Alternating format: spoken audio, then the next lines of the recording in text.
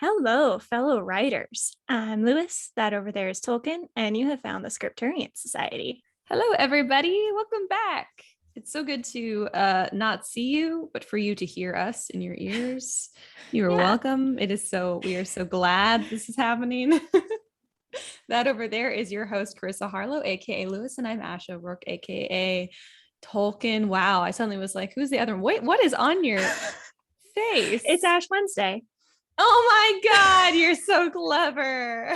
It's Ash's face for those of you who can't see it. That is so funny. Oh my God. I didn't have any ashes, so I went the other direction. That's hilarious. You have to take a picture of that for the social. That is so totally funny. Oh my God. It's me on your forehead. Yeah. Yeah, just so you know, she dove out of the camera if you're not watching on YouTube, and then pops back up with a sticker version of my face on her forehead. It's really great.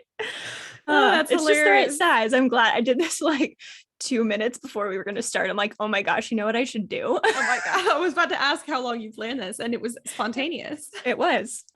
That's hilarious. I always get Ash Wednesday jokes, but this is by far the best one I've ever received. I'm so glad. You're welcome. Excellent job. That is so funny. I'm going to tell Javi too. That's hilarious. Yay. Nice one. Well, how's your week been up until it is Ash Wednesday now when we're recording? It is. Yes. Very normal. Nothing particularly to report. I don't think. Gosh, what did I do this week? Right. No, that was last week. I don't know. Not much. What did you do this week, Ash? That's a great question. On this your namesake day. On this the day of my name. Yes. I worked. That's pretty much it. I did work today, and then I logged in for our Zoom call to record. That's pretty much everything I've done today. Yesterday, we were supposed to go skating, but we ended up not, because it's reset day for gamers. And so Javi was like, reset day. And he was at drill last week, and so he didn't get to game at all. So Kendall came over and we watched a movie, Long Shot. It's very, very funny. Cool. It's like a it's like a political comedy / rom-com. Oh, interesting. I was going to say, what is reset day? Reset day? Yeah. It's the day when everything in the game's reset. I don't know what that means. Like all your progress and everything? No, not your progress, but I think you could get I don't know, new gift of the week type stuff, new challenges come out. I'm assuming, this is what I'm guessing. Right. I don't play any games that reset day impacts in any way. Yeah. So I would not know, but Javi got it. Okay. Anyway, the movie, Long Shot. Yeah, Long Shot. It's very funny. Cool. So I did that, and then Monday I also just worked. Oh, but I do have exciting news. We finally have a date to close on the house. Yay! So hooray! Everything went through this whole process. Even last night, things were still going. It's like if anything could go wrong, it did go wrong with this and with the last property we were looking at. So this is my trend in life, is I just have horrible luck. This has always been the thing. But we have persevered, and God has been good, and somehow miraculously this has all worked out, and it's very exciting. So assuming, knock on wood, nothing else catastrophic happens, seriously, knock on wood, because that's kind of my thing. We're going to close, I think, on Monday. Exciting. Yeah. And then we'll move in next month. Cool. It's so exciting. Yeah. And then we can get a dog. I've been sending pictures of dogs to Javi constantly, and he's like, okay. And I swear, a couple months ago, and I was like, hey, we should get a dog. He was like, yeah, that's a great idea. And now he's backing out. He's getting cold feet. Yeah. Yeah. He's like, yeah, we'll talk about it. And I'm like, why don't you want to get a dog, Javi? Right. Tell me. I need to know, because you were on board before, and this is very serious. Apparently he showed some of the pictures of these doggies. I found a bunch of shelter pups, and some of them are like 1.5 years, and some of them are like wee little baby puppies. And for all of those judging me for not adopting an older dog, it's simply because I had a bad experience trying to train a dog that was already older before. Yeah, and I do not want to repeat that. And so for my own not having a panic attack, I am looking for a younger dog. It doesn't have to be a puppy, but I need it to be younger. Right. Anyway, so I'm very excited about that possibility. And then Javi's like pulling the rug out from under me for some reason. Apparently he showed the pictures I sent of these dogs to his friend at work. And his friend was like, Yeah, it's because she wants a kid. Like, you got to give her a puppy or a kid. And I was like, no. I want both. Both. I was like, one is not a replacement This is not for debatable. the other. Like, such a weird thing that guys say that. And I'm like, it's definitely not interchangeable. I do think sometimes if you get a dog, it will postpone the baby thing. Yeah, right? but like you're people be like, we have still to get want used to one. the dog. Right. Yeah, but you'll it's still only want postponing one. the inevitable. Exactly. So he's got to know that. But Mhm. did I tell you the story about how he thought by getting us tickets to the When We Were Young festival that he thought did I not tell you the story? I don't think so. So this might be TMI for the pod, but I'm going to say it anyways, just because I think Javi's logic is hysterical. And anyone who's married to a dude or probably knows a dude is just going to laugh. It's so funny. So basically we were like, oh, we should start trying to have a kid. Right. And then Javi's all, well, now we can't because I got these tickets for the When We Were Young concert and it was exactly 9 months from then. And I was like, dang it, you're right. Now we'll have to wait because I really want to go. And, you can't fly 9 months pregnant. Right. Also, at that point, it probably wouldn't be any fun for me.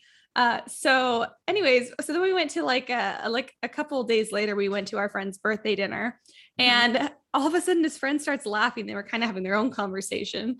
And then he starts laughing. And I was like, what's going on? What's funny? And he's like, Javi thinks he bought himself another 9 months before you start trying to have a kid, which was hysterical. They just had a kid, which is why he's laughing so hard, probably. And I was like, you gained like maximum 3 months. Right. Exactly. Like you can fly still at 5-6 months. So we're only postponing it a few weeks. Really. Yeah, exactly. I'm like, you can still fly pregnant. This is not. Anyways, that was super funny. The whole table was like, dude, what? It was very funny. I felt very like vindicated that I was like, he thought he could trick you, but you're like, no, that's not how math works. No, he thought he could trick. It's also not how pregnancy works, but he knows. I don't know if I've ever known a man who knows less about pregnancy than Javi. So yeah, anyways, pretty funny. I thought that was hilarious that everybody but him knew that he didn't buy himself 9 months. And I didn't think that he thought he'd bought himself 9 months. Because why would it wasn't discussed? No, he was just like, awesome, 9 more months of freedom. Nuh-uh, my guy. Oh gosh, not how that works. Anyways, I thought that was very funny. That is funny. Oh, Javi. I know. And I still want a dog. And now he doesn't want to let me get a dog. So he's going to lose on both counts. So he's going to lose on both used counts. I totally agree. He should just let me get the dog. But now I'm like, okay, 1 month away from when we can get a dog, because it would be not only no fun to have a dog in the apartment, I also feel bad making the dog go through that many adjustments so quickly. So I'm like, I should just wait till we're in the house. Yeah. So are you allowed to have a dog in the apartment? Just out of curiosity. You can register them. Yeah. Just like, I think you can have a maximum of 3 pets registered total. So we have our 2 cats and we can register the dog, but also it might not be worth it for just 1 month anyway. So that's another thing. But yeah, the apartment living. Also, we live on the 3rd floor. So we'd have to, every time we took the dog out, go down 3 flights of stairs, which is a lot. Yeah. Yeah. Waiting a month isn't bad. No, it's definitely not bad. But I think that's pretty much been my week. We're in March now. Mm-hmm. I am fond of the month of March because it typically means A, warmer weather, and B, this is when I popped into existence. So say birthday month. Yes. Javi is again going to be gone did I tell you for the 3rd year in a row? I think I did. No. Oh, maybe it was on the other pod. For the 3rd year in a row, Javi is somehow magically going to be gone doing army stuff on my birthday. And I'm just like, wow, unbelievable.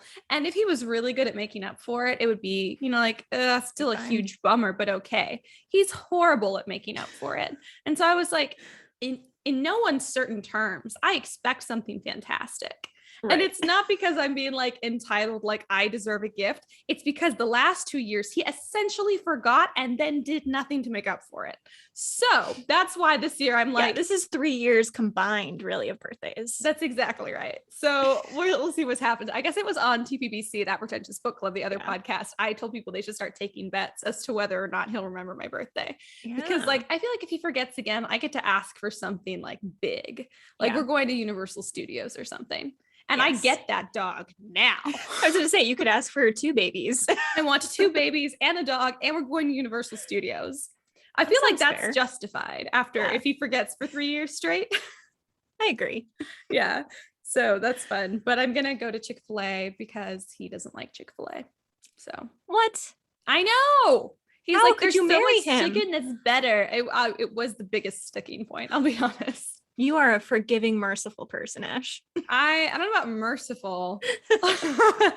I could forgive him. I forgave it because the other chicken that he likes, like Zaxby's, is, pretty good chicken. Mm. It's not the same though. Yeah, Chick-fil-A chicken is unique unto itself. it is. It's its own chicken. Yeah, it's the it's chicken not of the comparable. gods. Chicken Or of the the gods. god. Chicken of the god. It is Yeah. the one true chicken.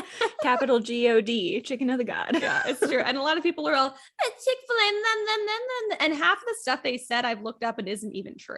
So Yeah. at this point, I'm like, let me enjoy my chicken. I've never seen anyone be mean to anybody at Chick-fil-A. My sister worked at a Chick-fil-A, never once witnessed any kind of weirdness. Yeah. And I have gone there since my entire life and never heard a weird thing from anyone who goes there or yeah. Anyways, everybody follow your own conscience, but also like fact check, bro. You could be missing out on some truly choice chicken, my No, guy. the superior chicken. The superior chicken. See, Javi would just beg to differ. But Javi introduces me to other good food, so I was like, okay, I guess I can let this slide. But yeah. All right. Nice. Yeah. Anyways, I don't know what got me on the whole chicken thing. Oh yeah, my birthday, and I won a Long Island iced tea, but because they're one of my favorite drinks, but I rarely get them because you have to have like 5 types of alcohol to make a Long Island iced tea, which is wild, and there's no iced tea in it. So, but it Like, does. I don't think I know what a Long Island iced tea is. It's You got, threw me like- both times. It's so good. It really kind of tastes like iced tea, but it's weird because it's obviously not. It's just a bunch of different types of alcohol. And I typically will mix my own drinks at home. And I don't drink that much. And I definitely don't go out to get drinks. And if I do, Right. I'll get like a whiskey sour or something. So I don't typically get Long Island iced teas, but for my birthday, I want to get one. I'm just Go because I for really it. want one. And if I had all the money in the world, I would go buy the 5 different types of alcohol so I could just keep them stocked for whenever I feel like a Long Island iced tea. But Yeah. that's so much money. Oh my God. Alcohol is so Yeah, I bet. expensive. It is. I Yeah. usually just get cheap stuff and then, drink it when I'm out. I'm like, great, that's it for the year. Yeah, exactly. We've been out of whiskey for a very long time, which is Javi's favorite and my favorite. And like, not that we're huge drinkers. We actually don't drink that often, but I like whiskey. Like that's my liquor of choice. And so my mom surprised us and brought us a bottle of whiskey a couple weeks ago. Oh, nice. Yeah. And I was going to make a whiskey sour for myself tonight, but then I opened the whiskey and for some reason I was like, this doesn't smell good to me today. So it's a very distinct like flavor and scent. So you really have Right. to be in the mood for it. Maybe I should have made a martini instead. So many options. So many options. This is what I want, like my fully stocked bar. I have my water. That's what I'm having tonight. I have Because the last bit of my blackberry lemonade sparkling water. Yeah. delicious. Delicious. Well, anything else that you want to share about your life lately? No, really nothing to add. So just normal, boring stuff. So. Can I just say my face looks so beautiful on your face? It does. We really photogenically go together. We really do. We would make a beautiful couple. It would. I'll just let Javi know that the next time that he's like a no dog, I'll be like, who looks You know who just likes right dogs? with me and likes dogs and would let me adopt a child? Karissa. Exactly. And he'll be like, oh, I better get my act together. She's gonna leave me for Karissa. Yes, I am sure that Javi is really threatened by me. The strongest physically person I've ever met is super, super intimidated by me. Well, he should be. I mean, it's not like the boys were all after me in college, but I did get a couple girls who were into me in college. So That's true. I remember that. if he should be threatened by any demographic, it's by smart and independent women. Shouldn't we all? Shouldn't we? It's very true. Absolutely. Well, do you have any book recs this week? I do. So I think everyone probably knows who Orson Scott Card is. I almost called him Sir Orson Card. That's not right. He's not Sir a knight. Orson Card. Orson Scott Card.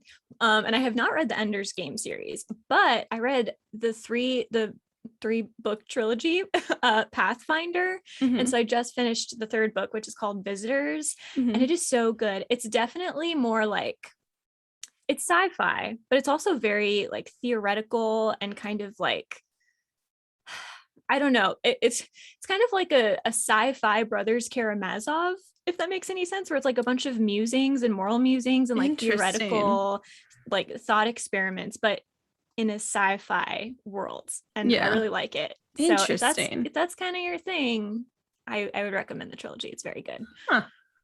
Yeah. Interesting. I don't think I have any book recs. Did I recommend the Adventures of Huckleberry Finn last time? Yes, I think. Then I have no new book recs. That's Cool. it. What's our word of the week? Word of the week. Okay. See if I can pronounce this right. Agelast. Agelast. I believe is how you it looks like Agelast, but I believe it's Agelast. And so Agelast. And it's a person who never laughs. An Agelast. Agelast. Yeah. Oh, how sad. I don't I want to know. meet an Agelast. I don't want to be an Agelast. Do I know any Agelasts? I know. I was thinking of all like the broody male love interests. Gosh, they're such Agelasts. They are Agelasts. That is so funny. They totally Yeah. are. I was thinking of in New Girl, Dr. Sam in one of the episodes. There's like the whole thing about he doesn't laugh with his mouth open. So he's like kind of a half Agilast. Yeah. He's a mouth Agilast. He's a mouth Agilast. Yeah. I'll take it. It works. That's a good one. I like it. That you're right. That is perfect for like every brooding like male love interest. Mm-hmm.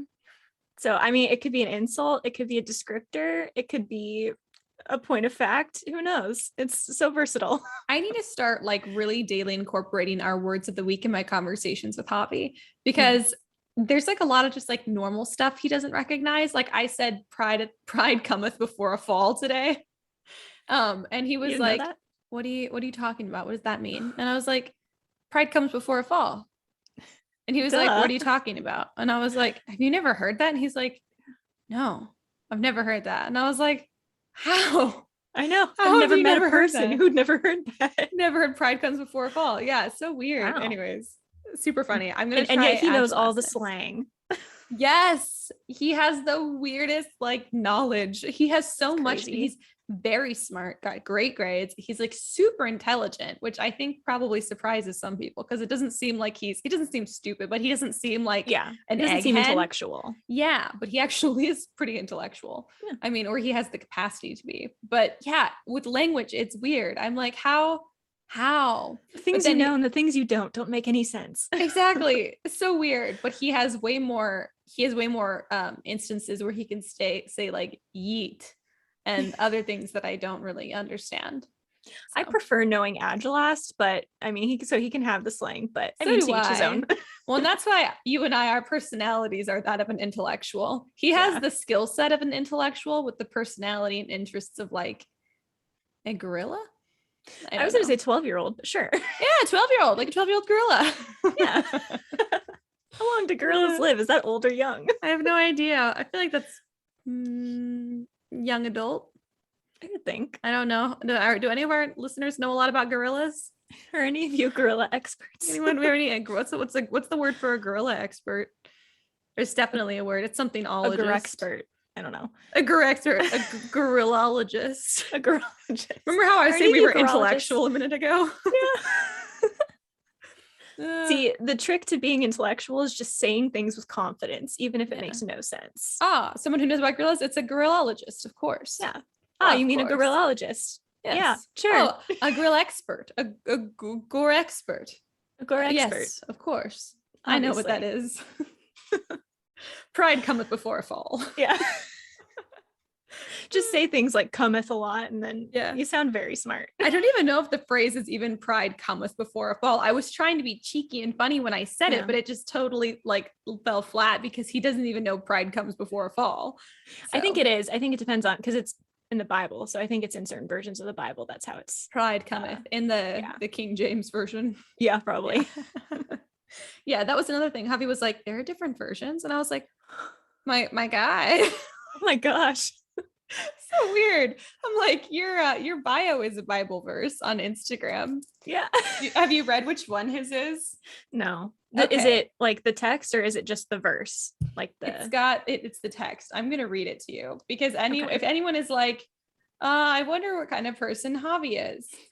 This is his bio with no explanation or context. Okay. I pursued my enemies and crushed them. I did not turn back till they were destroyed. 2 Samuel 22:38, which is like, that's so accurate. It's a historical recounting, I'm certain, because the Bible's full of historical recountings of like wars and stuff. So I'm sure that's what it's from. But I'm like, it's in Samuel. Yeah, I think that's David. Yeah, that's what I was thinking too. Mm-hmm. Yeah, so I'm like, why that one? Yeah.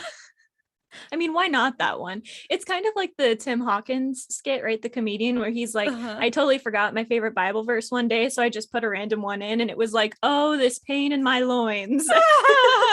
He's like, well, that's not what I meant. That is so funny. Lo, the pain in my loins or something. Yeah, I totally forgot about that. We're really coming across as churchy kids right now, you can tell. I mean, I have the Ash Wednesday thing going on my forehead. We led strong. It's because it's Ash Wednesday. In honor of Ash Wednesday, you guys are learning about all of our like church background. Yeah, all the Bible things. All the Bible things. Lo, there is a pain in my loins. Oof. It's funny. Classic God. Anyways, what is our theme for this week? All right, so this week we're going to be talking about verb tenses, which I know off the cuff sounds very boring, but I'm very excited about it because I really like grammar and stuff like this, and I'm going to do my best to make it fun, and so will Ash probably. No, I want you guys to be miserable. Okay, I'll be fun and Ash should be miserable. Yeah, it'll be like fun cop, shitty cop. Yeah, and I'm fun cop. Woo! Yeah, can you tell? Yeah, she's already winning. She's so eclectic with a picture of me on her face. I know. Gosh, how many people are seeing this on YouTube? Gosh, I hope at least everybody is seeing it. It's also a great picture of me. So it is. It's the one from the website. Yeah, it's one of like my only good pictures taken ever. The movie we watched last night had Charlize Theron in it. Charlize Theron. I don't ever say her name out loud, so I'll be honest. I don't know if I'm saying it correctly. But we were talking about how this is just she's photogenic from every angle, no matter how you take the picture. And I was like, I am the anti her. Like I could take 50 pictures of myself, and this is not an exaggeration, and they can all be bad. And statistically, that shouldn't be the case. Right. But it is. I'm so not photogenic. I don't know if it's like I sense the camera and then I'm like, make a weird face, Ash. I don't know if it's something I'm doing on purpose, or if just like the way I look at them and I think they look really bad. But then other times I look at the pictures and I'm like, oh, this is a good one. So I truly think for the most part, I just am not photogenic. And every time someone's walking around taking candids at any kind of event and the pictures come out on Facebook or whatever, I'm dating myself a little bit, but that's how it used to happen after every like event that you went to. There's always either a close-up of me or you can see me in the background in the middle of taking a bite of food in every single thing. And I'm just I believe it. How is this happening constantly? So weird. Oh my gosh. Yeah. And I almost said my cousin's funeral at her wedding. They like show all the pictures of everyone dancing around. And I was like, gosh, I look so bad all the time. And I was like really down about it. And I'm like, fine, it's not my wedding. But I look very good from this side, from my right side. Ooh. And then I go to the left and I'm like, because my nose looks significantly different from each angle. So it does look different, but I think they both look cute, but that's weird. You're right. I don't know. I have a weird nose. I have an asymmetrical nose. I have no idea. I've never thought about my nose. I'll be honest. I was more preoccupied with my giant gums. They are taller than my teeth. So, but at least my teeth are straight now. I had Invisalign in college. You may recall it was gross because I kept having to like take out the things to eat. Yep. But yeah, I do remember that. Yeah. What are you guys most insecure about? Yeah. Listeners? What's your insecurity? What's your photogenic insecurity? Look at that man. He got feminine hips. Look at that high-waisted man. He got feminine hips. Oh, that's the thing I'm sensitive about. That's a John Mulaney quote for you. Yeah. Yep. Anyway, sorry. Back to the theme. Verb tenses. That was a John Mulaney quote. Was in past tense. Anyway, yeah. So, I mean, you would think that everyone knows verb tenses, but I have two like main points that I want to make. And so the first one, I don't know if it's controversial, but it's something I'm very, or is there a controversy with verb tenses that I'm really annoyed with? That's what an intellectual would say. Yeah, exactly. That I'm really annoyed with. So just, a rundown. So there are like the three basic verb tenses, right? So you have past, present, and future. Mm-hmm. And then within each of these, you have four different kinds. So there are technically 12 verb tenses, if you want to call it that. So you have the simple, you have the continuous, you have the perfect, and you have the continuous perfect. And I'm probably going to put a thing up on Instagram about this. So if you're curious and you want the visual aid, follow us on Instagram. Yeah, you should, because I don't even know this. I mean, it's familiar. I was taught this at some point, and my brain was like, you don't need that information. Trash. It's really like, unless you're in first grade or learning a language, no one knows this except for me, apparently. Yep. But yeah, so obviously past tense is I did this thing in the past, present tense is I'm doing it now, and future tense is I'm going to do it. So simple for past tense is I read. So I'm going to use read because I want to read. So I read. Present is I read, and then future is I will read. So that's the basic stuff, right? Continuous tenses are where you're implying that it's not a one and done action. It's, over a period of time, but you're in the past or the present or the future. So I had read. Nope. I was reading. I am reading. I will be reading. And then perfect adds a past tense layer to whatever you're already in. So it's like the action is completed, but in whatever tense you're in. So I had read, I have read, I will have read. And then perfect continuous is where it adds a past tense layer, but it's continuous. So I will have been reading. Yes, I will have been reading for future. I have been reading for present, and I had been reading for past. Whoa. So, and this is the kind of thing, if I said any of those to you, you would automatically get it if you're a native English speaker, but you wouldn't necessarily know which one it falls under, right? Yeah. So my main point, or one of my two main points, is that if you're writing in past tense, usually if you're writing, you're going to be writing in present or past, but let's assume we're writing in past tense. And really, I guess in all of them, but when you do flashbacks, it's really important that you use the perfect and not the same tense, not past tense. So if you're writing in present, you need to use the present perfect. If you're writing in past tense, you need to use the past perfect, which is also called the past pluperfect or the plusquamperfect. I don't know why it has three names. Oh my God, you know so much. That is new to me for sure. I really care about the pluperfect tense. But anyway, the pluperfect so essentially, tense. Yeah, it's essentially that I had done this, right? And so if you're using a flashback and you don't use the perfect tense, it becomes very hard from the reader's point of view to tell when the flashback starts and ends. So, if you're doing flashbacks, you might say, well, yesterday or earlier that day or something. And then when you end it, you say back in the apartment or wherever you were. But those words aren't usually enough because whether they're reading it, whether it's an audiobook, whether they're paying attention or not, they might miss that word, but they're not going to miss a total tense shift. That's true. And so readers are just they're not going to consciously process it. I don't think people notice this except for me. But if you write it with the different tense, with the perfect tense, because it adds that extra layer of past, it just becomes clearer for the reader where they are and what order the events happened in. So I think that's really important when you're doing flashbacks. Interesting. That is important. Yeah. That's kind of hard to tell. Sometimes it's hard. So reach out to your writer friends who know more about that to proof your flashbacks. I should probably have Karissa be proofing my flashback because I don't know what a pluperfect is. Pluperfect. Yeah. It's really just when you have the had in there. So I think the reason people don't do this is one, you don't really talk in past pluperfect tense very often. You just, there's really no reason. You talk in present a lot, you talk in future a lot, you talk in past sometimes. You even talk in like present perfect sometimes, but you're not really talking in past perfect. So it's hard to, I think, get into the rhythm of it sometimes. Yeah. So it can just be difficult. And if you're someone like me who tends to write too many words, it does up your word count because now you have a bunch of hads.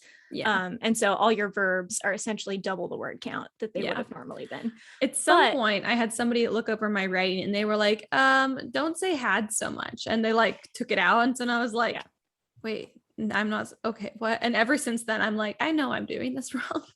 I mean, had as in like I had a dog is different than I had pet a dog or something like that, right? So if you're using it as the indicator for the tense, it's good. It's kind of like said, like, or something, or maybe not said, something like the. You can't really overuse the in a sentence or anything because it's kind of a blind word. No one really pays attention to it.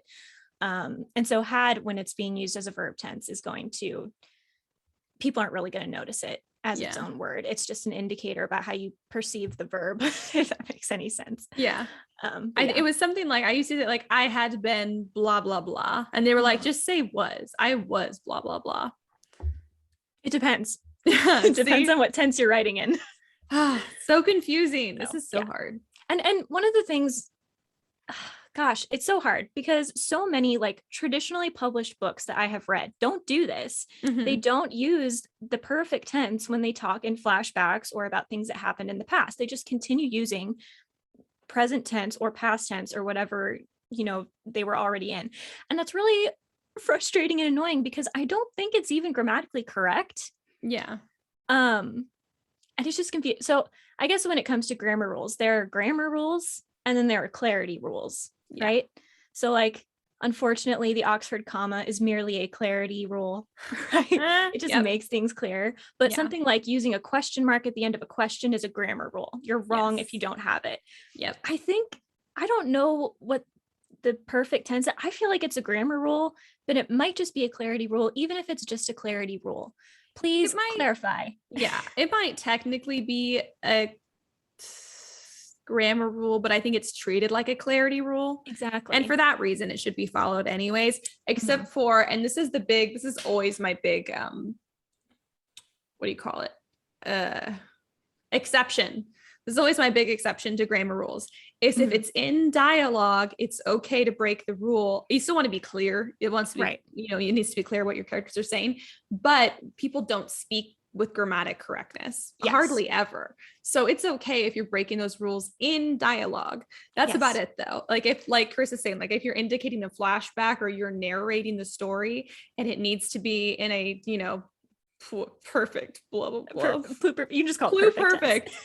And it needs to be basically in a different tense for clarity that this is happening at a different time. You need that tense shift to indicate that a shift has happened, then include it, except unless it's in dialogue. And then you don't have to. I was going to say, dialogue is the only exception to, like, if you're writing a story in present tense, everything needs to be in present tense. You don't switch. You don't, it's all in present, except in dialogue. You can't have dialogue in past tense. You can have it in future tense. You can have it in perfect or present perfect, or whatever you want.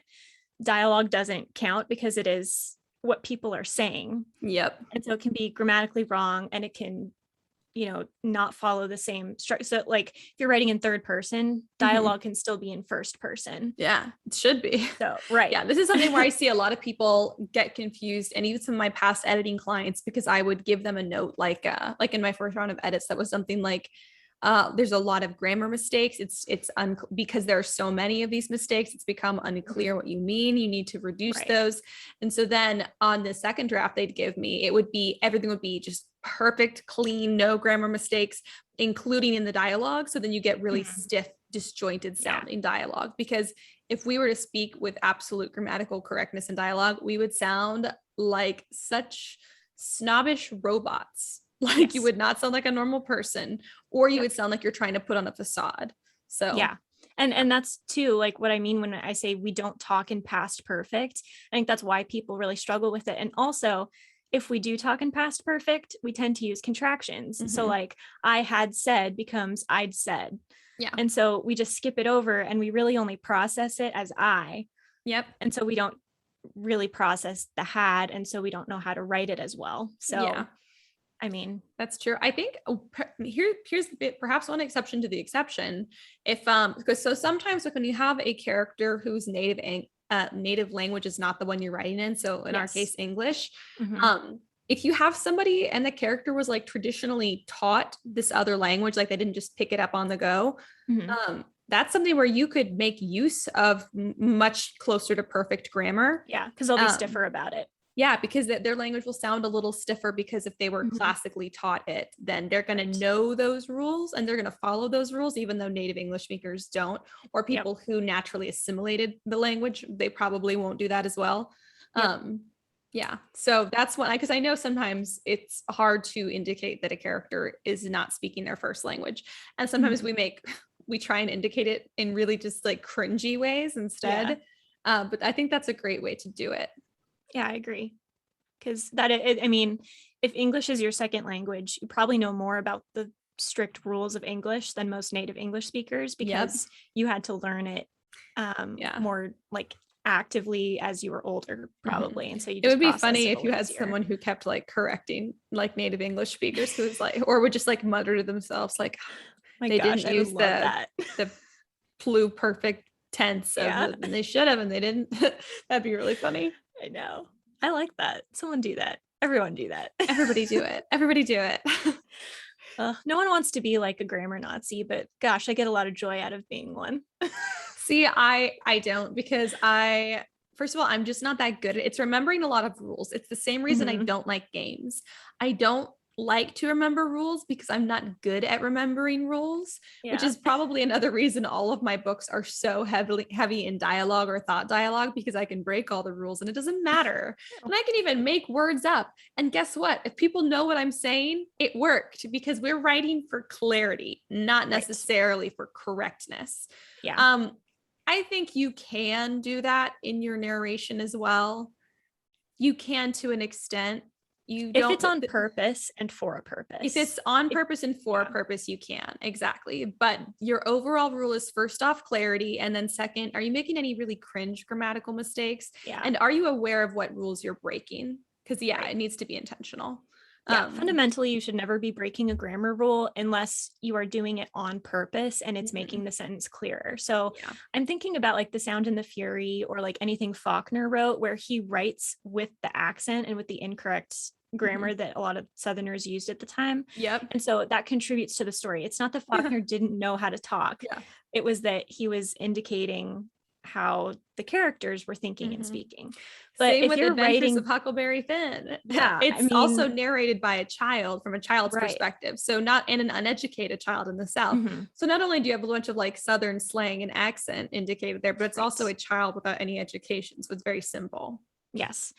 Whereas if you're writing, it doesn't even have to be academic. If you're writing the average young adult book, you really want to be correct, and you need to know the rules so that you know when to break them, but really you shouldn't be breaking them often. This is kind of my frustration. People will say like, I break this rule or whatever. I don't like this rule. Breaking a grammar rule is not writing style, right? If you're just like, I just don't follow this rule, that's just my writing style. No, it's not. That's you being incorrect. If there is a specific sentence or a specific character or something in which you have to break the rule because it does contribute better to the story, go for it. But you have to know the rule and be writing consistently enough in the rule to know that it's the time to break it.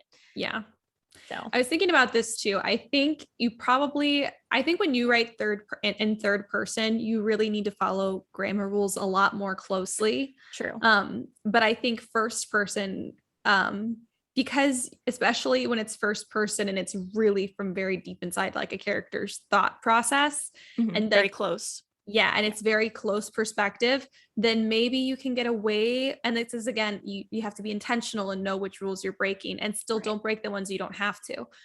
But I think you can break some of the more optional or stiff grammar rules, because when you write in first person, it's kind of like your character speaking to your reader.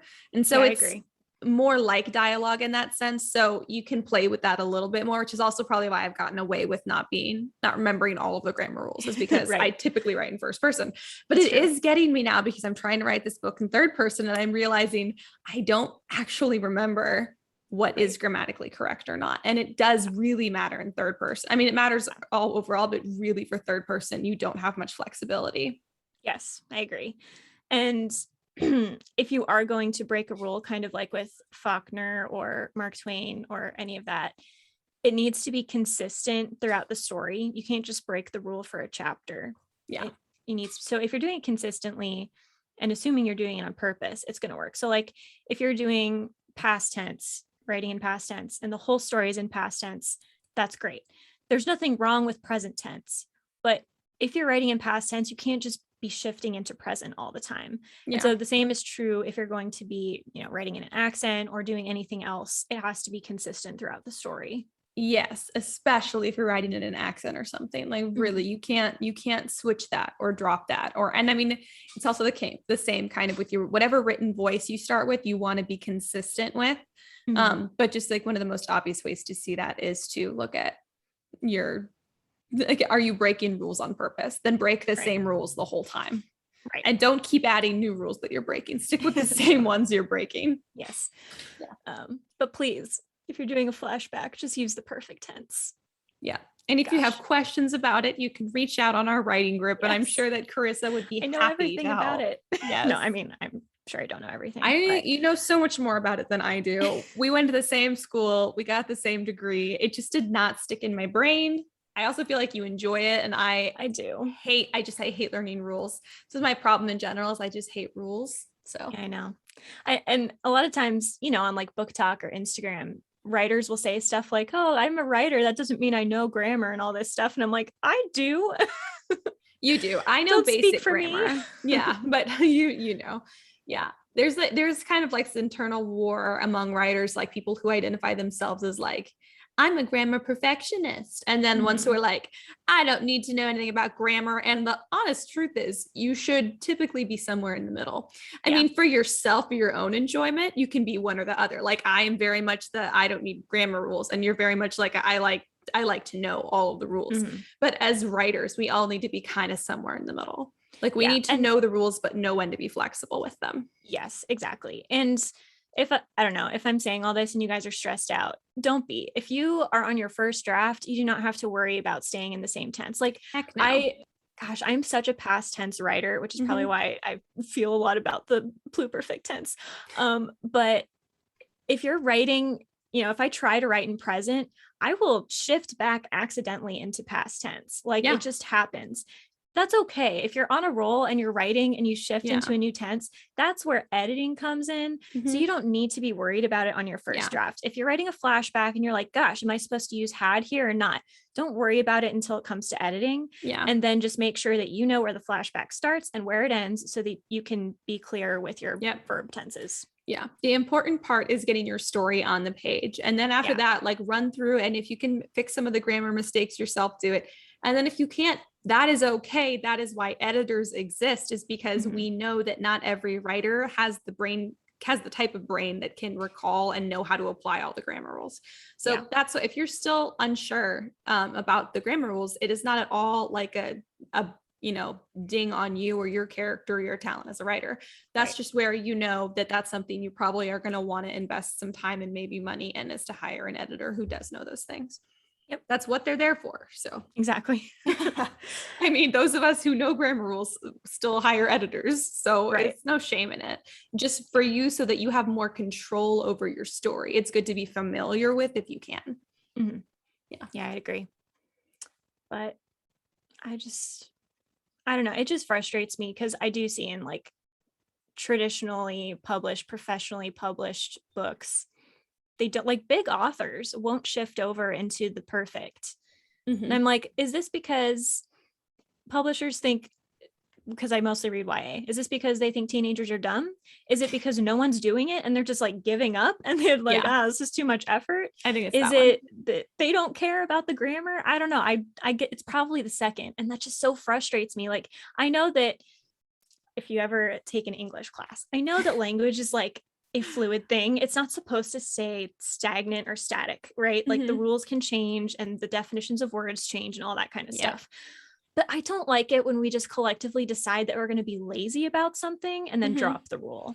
Yeah. It just Well, when we bothers drop me. a rule that serves an important purpose, like you were saying, Yeah, like really, like that is the pluperfect is so great for indicating flashbacks and really exactly. clarifying between what is like the different types of past tense. And we use them in our language to indicate things too. So like it is useful. I'm all for language evolves. Let's evolve language. Let's get rid of let's just stop using the rules that have no real purpose except to be snooty because we all know them. But yeah, like a rule like this where it serves an important purpose, we should be sticking with it a lot more than we are. And also I think we should be teaching it a lot better because I got a degree in this and some of this is the first I've heard of it. So yeah. I was an editor, you guys. Yeah. And I edited people's stuff and I probably missed some of that too because it's more of a clarity thing. Like you can get away with not doing it if it's clear enough. But the great way to ensure that you're clear enough is to use it. So yep. I just get really confused when I'm reading and it's not used. I'm like, wait, I thought we were in a flashback. And then I totally shift where I think we are. And then we go back to the lack of flashback. And I'm like, wait, so we were in a flashback? And I'm just so confused. So, and I don't know, maybe you guys don't feel that way. Maybe some readers out there are like, I don't even notice, but some of them do. And it's just correct. You are somebody also who reads for craft. And a lot of people don't read for craft and publishers know that, which is why I know. If your craft is not perfect and your story is really great, that's enough for some people. I know. I just don't understand. I'm not going to say it's easy, but it's an option to get someone else to edit for that kind of stuff, just to make it accessible to everyone. You know, for the people like Karissa who are like, I need the pluperfect to know when the flashback starts. Yeah. I guess I just don't like this idea that because you can get away with it, you should let quality slide, which is what it feels like is happening. And I don't. It's true. Yeah.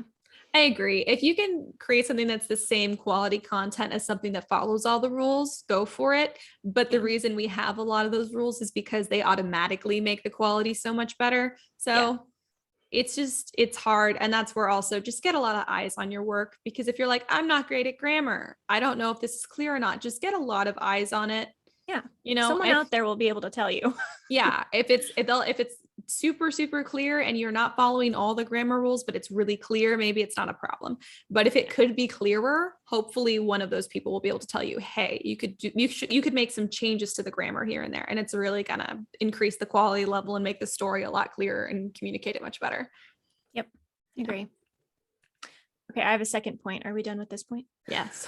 Okay. The next one is more fun, I think. So typically you don't write in future tense, but how fun would it be if you did? Write, I know. It's kind of like the second person point of view of the verb tenses. That's what I was thinking. Yeah. But most of us write in present and past. And I saw a couple videos on Book Talk about this where someone was saying, as readers, do you prefer to read in present or past? And I was surprised that a large number of people said that they prefer present tense, because I prefer past. One of my favorite series in the world, the Ingo series by Helen Dunmore, who is an award-winning author, is present tense. And it was like, I think one of the first series I'd read that was present that I so connected with. And then everything I wrote for like the next like couple of years started out in present tense because my brain was like, this is great. Like Ingo. Yeah, Ingo. This is what Ingo does. Yeah. Yeah. So I gave it a lot of thought, as I do. And I think I came down to this conclusion. Okay. So present tense, and I don't think that one is better than the other. I really think any story, I have one exception to this that I'll get to, but pretty much any story can be told in present or past. It's really not going to make a difference. Whatever you're most comfortable in, go for it. But if you're writing in present, that essentially makes it so that the action is happening right now. So readers are fundamentally experiencing it as the characters are. And so maybe they'll feel a little more involved, or maybe they'll feel a little more a part of it. And like things can change. I don't know, but they're fundamentally in the action.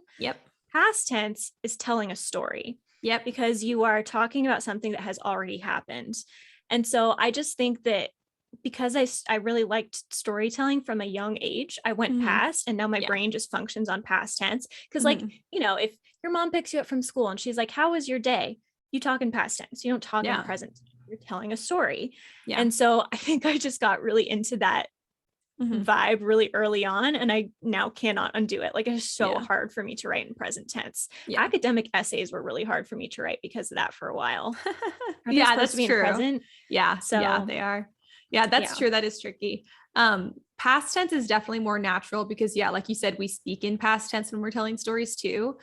Present tense is just so interesting if you can do it well. My problem is I keep starting stuff in present tense, then I slip into past tense because it's so instinctual. Natural.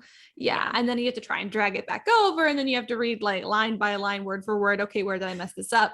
But the thing about present tense is that your readers experience something at the exact same time that your characters do. Like, your readers are finding out what's going on exactly when the characters are. So there are some genres that are great for that. Ingo could have been past tense also, but it does kind of up the ante in the sense of what's the word I'm looking for? Anticipation, kind of.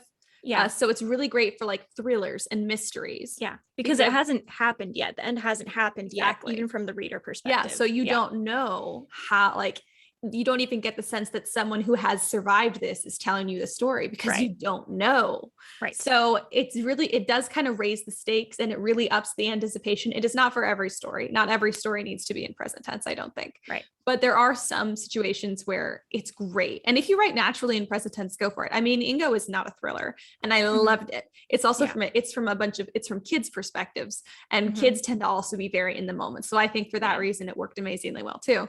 But it's just preference. There's no like better or worse than. I just think present tense works really well with thrillers and mysteries. But there also are, many amazing that are written in past tense. So it's whatever your heart desires. Just make sure that whichever one you're trying, that you stay consistent, because that's been my biggest issue. Right. So I think like you're saying, you can pretty much write in either one. I think the one exception to this is if you have some kind of very present narrator. So like, think Lemony Snicket in Series of Unfortunate Events. I think The Book Thief did this. Twilight did this, I believe. And The Outsiders, maybe. I was trying to think of examples earlier, where you have a narrator that has fundamentally already lived through the events of the book and is now telling you the story. You need to write in past tense. And someone out there is going to be like, actually, The Book Thief was in present. I don't remember, but I think it was in past tense. And I think it would have to be in past tense because the idea is that the narrator has future knowledge. And if your narrator is interjecting future knowledge, it needs to be in past, because otherwise it's going to shatter that present tense, I don't know, persona or whatever that you're trying to create.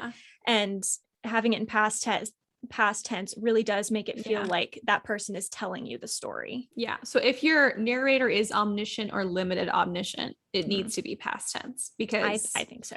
I totally agree. Otherwise, it doesn't make any sense. I would say for frame stories as well, so stories that take place within other stories, I think those also need to be in past tense, because the indication is that it's already happened in some sense. So it wouldn't make sense to suddenly tell it in present. You could do it with a frame story. I just don't think I'd like it.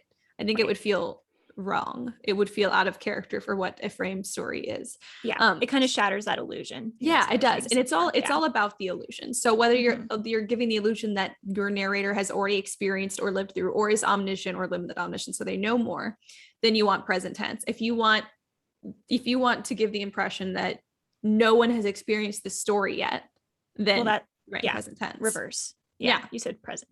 So past is when you know things. Yes, that's what I meant. Yeah. Sorry. Did you? I don't know if you said that or I just heard you wrong. Anyway, I have no idea, but past is for when you already know things, or your narrator already knows things, and present tense is for when they don't, and you really want your readers to experience everything and learn everything at the exact same moment that your characters do. Right. Agree. Now you bring up an interesting point with the frame story thing, because now I'm thinking, if you start your frame story in past tense, do you then have to write the entire rest of the story in past perfect? Or I would advise just starting in present and then going to past. I agree. I fully agree. But I'm that's sure great. You could do it another way, but I guess, I don't know. So the thing about the perfect tense is that I really do think it adds clarity to that. And I don't think it matters how long the flashback is or whatever. So even if it's several chapters in a flashback or in some kind of, the inner story of the frame story, I think it has to stay in that tense. Yeah. I don't think you can say that because half the book takes place in the frame story, you can just kind of shuck that rule. So I guess I would advise, if you're going to do a frame story thing, write the outer frame in present, and then you can go past. You don't necessarily have to go past perfect, but you can go past for the center story. I think If We Were Villains is a great example of this, because I just read it recently, so it's pretty fresh. It's a frame story. The frame takes place, it is present tense, but the characters refer to what happened past tense. And when they're in the frame story and they refer to it, they do use, and it's, oh my God, it's totally, because the author is she's so intellectual. It's crazy. I'm sure she knows. What is her name suddenly? Oh my God, I don't remember. But I don't either. She writes in pluperfect. About when she talks about the inner story, which is she should, right? Because it's already happened. And then that's just written in past tense, I guess, the story, like the inner story is. Yeah. And wow. Yeah. I think she definitely follows that rule the whole time. I would be shocked. Good. Now I want to read it more. It's so good. Oh, ML Rio. That's the author, ML Rio.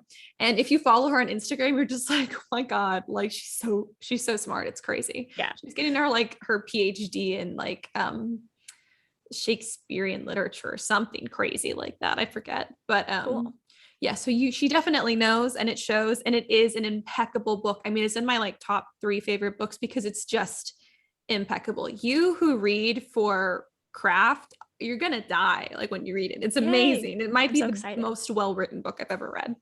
Cool. But yeah, that's a great example of how to use 3 different tenses in an amazing way for clarity, all in one book. And yeah, she did great.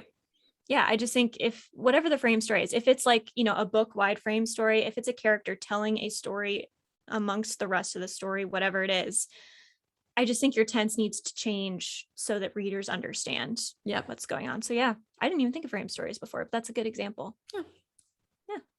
Anything else you got to say about verb tense? Let's see. I took notes for this one again. Yeah. Do verb tense make you tense? It's a good title. Oh yeah, it is. I'm gonna write it down. Yeah. I guess my last just kind of summary point is mostly do whatever feels natural, particularly on first draft. Just do whatever comes naturally. Then just make sure when you're editing that you are clarifying things as best you can. Yep, absolutely. If you can follow the rule, do. If it's not going to take away from like the style, I guess, or whatever. But try to use it when you can, because it usually improves clarity. Yes. Yeah. So I think that's all I had. Did you guys have fun talking about verb tenses for once? I hope the most fun you ever had talking about verb tenses. There's not a ton of competition, but I'd like to think that this was the funnest time. We got to start somewhere. Funnest time. Yeah. Is funnest a word, or is it more fun? It's more fun. See, I'm using dialogue. I'm speaking, so it doesn't matter. Funnest and funner are the ones that, like, gosh, so many people use them, and I know it's wrong, and it always makes me go like, ugh, but I never correct it because I know it makes me sound pretentious. That's the one thing when I say, that's why I corrected myself just now, because I don't like the way it feels when I say that. I do break a lot of other rules that don't bother me, but for some reason, funnest and funner, they taste weird. Bad. I don't like it. But so does more fun and most fun. It just still sounds weird. Yeah, let's just stop using the word fun. There's better words than that. Let's just toss that one out. I don't like it at all anymore. Replace it with Agelast, even though they're not remotely the same. Agelast, even though it's the opposite. I could never be an Agelast at that event because it was, then I would say because it was so much fun. Because it was such a good time. So much funner. I hate it. Oh my God. Oh, no. It's the kind of stuff that doesn't bother normal people. And I'm just like, gosh, how do you function in the world? Ugh, no, that's like, it's a grading, that kind of stuff. But anyways, how's writing been going? Nothing new. Wait, no, am I lying? Okay. So yesterday I just kind of started going through my old files of like ideas that I had. So I have, my just like general document of like, here's some random stuff. And then I have like individual files for ideas that were kind of fleshed out. So I just kind of went through them and I found some that I had totally forgotten about. And most of them were bad. So I was like, whatever. But then I found one and there was just this one detail in it, this one premise that I was like, you know what? This is what I've been missing from the series that I've been world building in for a while, right? My Olympics winter sports story. Right. It's a weird title for it. But I was like, this is the detail, because I'm outlining, because I do that now. I'm probably going to stray from it tremendously, but the beginning just felt so, I don't know, kind of lackluster. Like I was like, all right, this is good. I have something going here, but it just needed more detail. I needed like character motivation to be involved. So like if any of you have read City of Bones, so Clary, the main character, right? She's like kind of like thrown into the shadow hunter world, and she doesn't really know like what's going on or whatever. But she has this motivation to try because her mom is missing. So she wants to go find her. And I was like, I just need my character to have a motivation like that. Oh yeah. For the world. Like I would jump into a world just because, right? Like if someone was like, hey, magic exists, I'd be like, awesome, teach me everything. But you can't do that with a character all the time, because it's kind of a flat character trait. So I was like, gosh, I need some kind of a motivation. So I was going through the files and I found it, and I was like, yes, this is perfect. So now I have, like half the story outlined, and the end, I'm like, gosh, now I don't know how it's going to end, and I can't start writing until I know where I'm going with it. But I have an extra detail for the beginning. Character motivation. Nice. Character motivation is so important. That's something that I struggle with.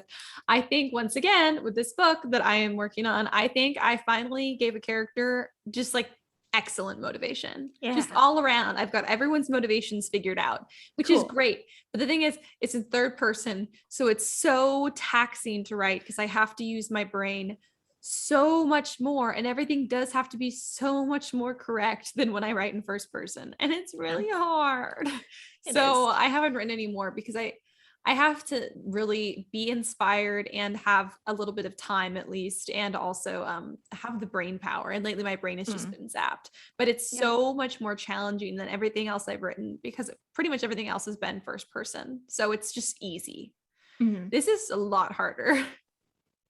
But see, it's so funny because I feel the other way around. Whenever I write in first person, I inevitably drift into third, and I'm like, stop it, you have to get closer. And I'm like, but I want to be a bird's eye view. No, so I want to be close. I'm like, I don't want to look around. I don't want to zoom out. Stay focused. narrow vision on this one, because I like all the internal dialogue and observations you can do with one person. Right.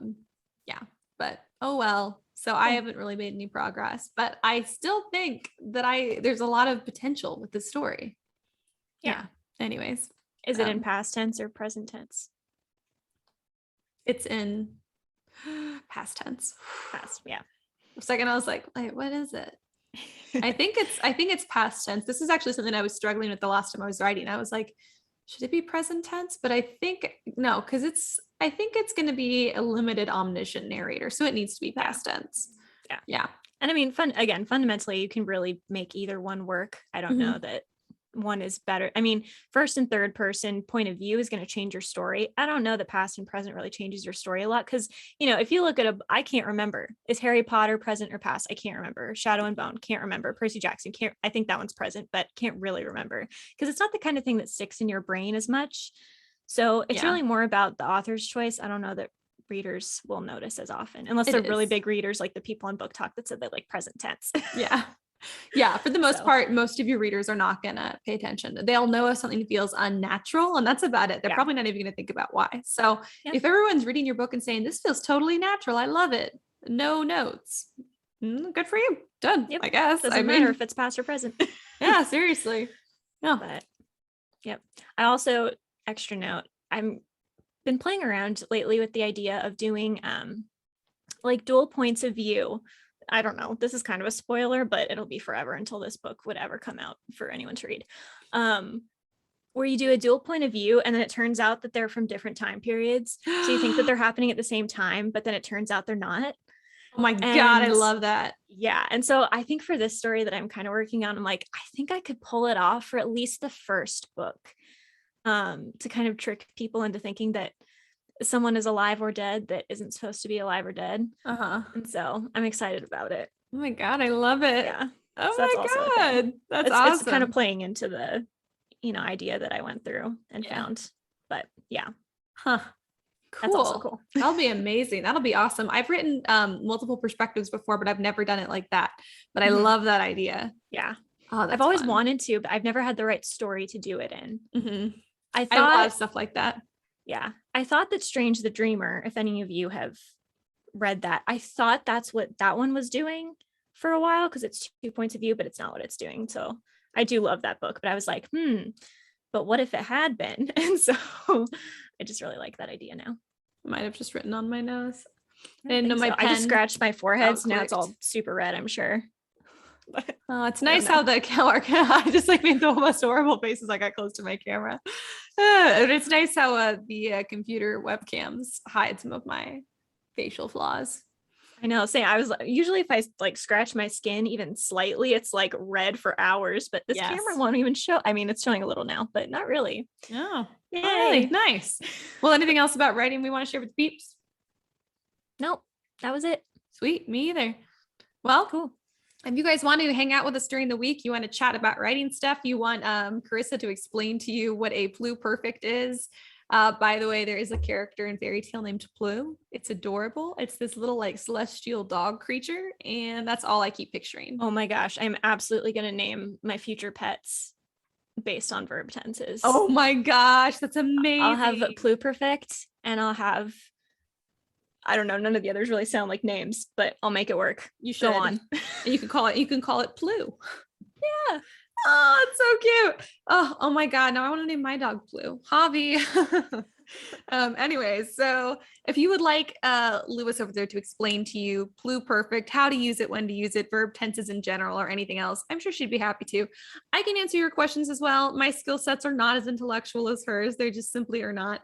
But we are both here for you, for all of our writer friends, because we love you all. You can follow us on Instagram and TikTok at the Scripturnian Society. We have a bunch of merch now. Did you see? I forgot if I updated you or not, but Is there new stuff? there's a lot of merch. I don't know if I updated it since then. I can't remember the last time I updated you, but listeners, if you haven't checked it out, go to storysirensstudio.com. That is our production company. And on the website, you can look at all this cool merch. There's production company merch, which is pretty cool because it's a mermaid with a book and stuff. But perhaps even more cool is our Scripturian Society merch. It's all very cool. It's kind of basic right now because I have our designer working on some other stuff, aka my sister. I need to check with her on that actually. Yeah, because it was Lacuna Matata, right? Yeah. Yeah, I told her I wanted it and I haven't heard back. Her baby's Yay. been sick. Well, she got sick and now her baby's sick. So everyone is sick over there. But I will check on that because I really want to get that out there for anyone who wants it because I know I do. Yeah. Yeah. But you guys can follow us on the social. You can message us there or you can join our writing group for free. I repeat, for free by going to Patreon and looking for Story Siren Studio. It is free to join the writing group. There's paid tiers as well if you want to support the pod, but that is totally up to you guys. We just want to chat about writing with you. If there is something you specifically would like us to talk about on the pod or on social, just reach out. You can DM us or email us at contact@storysirensstudio.com. We want to hear from you and we want to talk about what you guys want to talk about. So I think that's all I got. Cool. Cool. As though that's not enough. I know it feels like such a mouthful every time, but we'll see you guys next week for our normal episode. Thank you for joining us today. Thank you for hearing us today. For listening to the verb tense pet peeves that exist that you didn't know existed, but now you do. Now and now you you have no do know. excuses. Everyone's like, great, one more thing to stress out about. I'm gonna lie, like, have you heard this episode of the Scripturian Society? No, I don't know anything about the pluperfect tense. I've never heard of verb tenses. I have no idea. I claim innocence. What is verb? What is verb? What are verbs? Yeah. I like it. Well, until next week, everybody, keep writing. And we'll see you on the next page.